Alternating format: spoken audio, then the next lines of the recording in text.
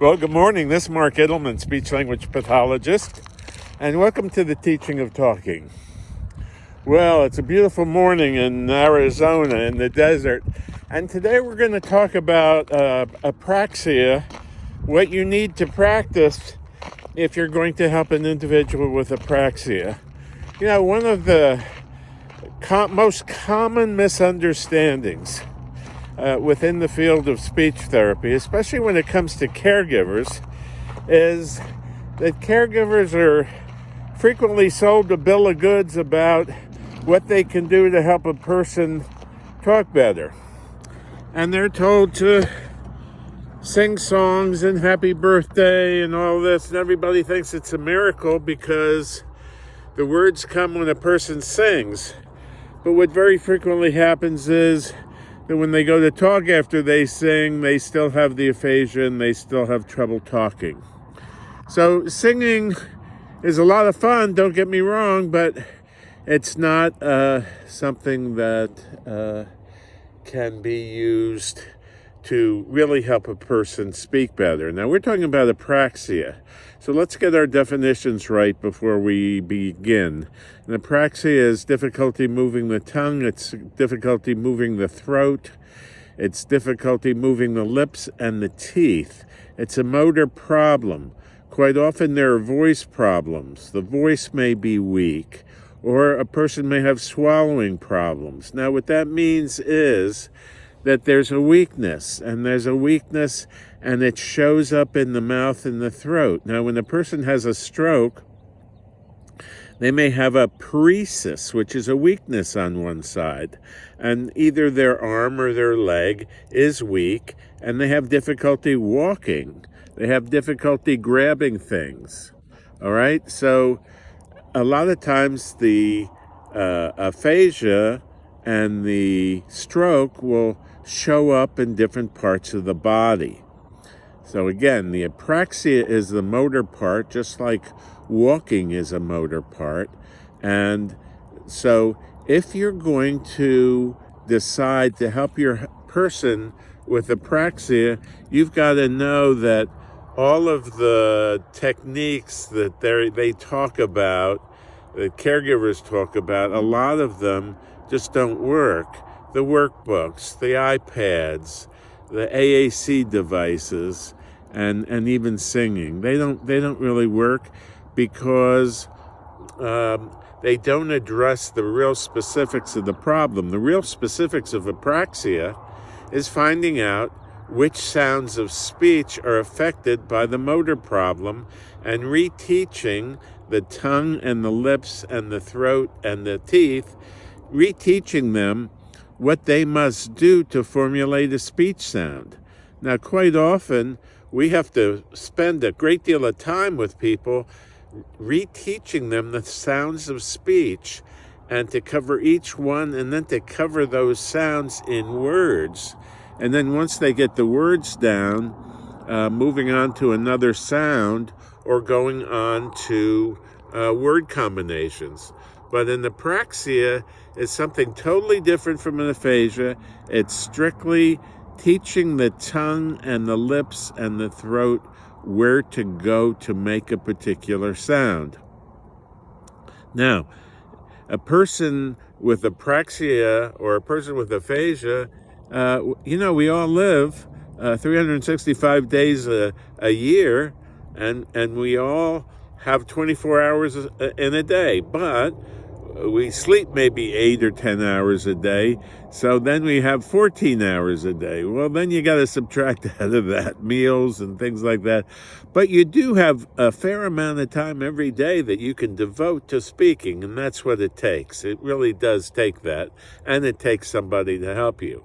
So remember that if you want to help somebody practice speech, if you want to help somebody speak better who's got apraxia, you've got to learn the sounds of speech and how they're produced. You want to learn the sounds of speech that are produced with the lips. You want to produce the sounds of speech that are produced with the lips and the teeth. You want to learn the sounds of speech that are produced with the tongue. and you want to learn all of the sounds of speech and how they're produced. When you know the sounds of speech, and when you're familiar with how they're produced, or if you have a book that you can refer to, then you can watch a person talk, and you can actually see which words and which sounds they have difficulty with. And you have to make an inventory of those, just like you're going to make an inventory if you work in a company or a candy store, okay? You have to make an inventory every once in a while of what you have on hand. Well, if you're a caregiver, a person with apraxia, you have to be able to take an inventory of the sounds of speech that the person with apraxia has. And in our book and in our screening tests, and I'm going to include a screening test in this video, you can test the sounds of speech so that you can start paying attention to the sounds of speech and how they're produced. Because once you're familiar with that, and once you know how they're produced, then you can help the person speak at home. And it's a process between two people, and one person has to get up real close to the other person and show them exactly where to put the tongue, where to put the teeth, where to put the lips. And then for some, if a person still has difficulty with the apraxia, then we teach you also how to directly manipulate with your hands and fingers the structures in the mouth to move the structures into particular positions so that the sounds can be produced. So an apraxia is a sound problem. It's related to the sounds of speech. It doesn't have anything to do with the language of speech or how do you put your words together. It's about the sounds of speech and how to put the sounds together. That's the distinction between apraxia and aphasia. Apraxia is the sound of speech and learning how to put the sounds of speech together to make words. Whereas an aphasia is the ability to recall words and to initiate whole word usage. And what seems to happen with aphasia is that a person has difficulty finding the words. It's like they're lost. It's like you're in the grocery store and you see somebody and you can't remember their name. You multiply that times 1,000, and that's what happens with a person who's got aphasia.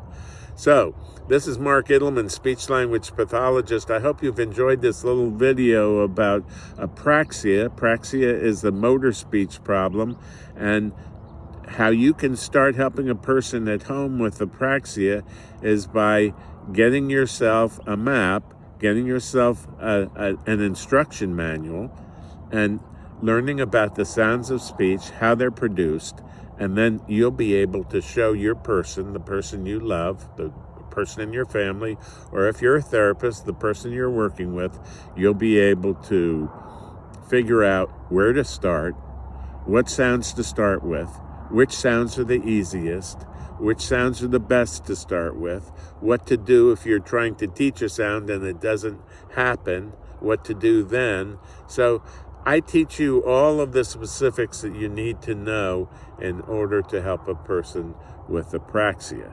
Now, some are very serious and some are very profound. So you may need a little mentoring along the way also. So beneath this video are a bunch of links to the aphasia book, apraxia book, how to contact me, how to join us on Facebook, how to get more YouTube videos, etc.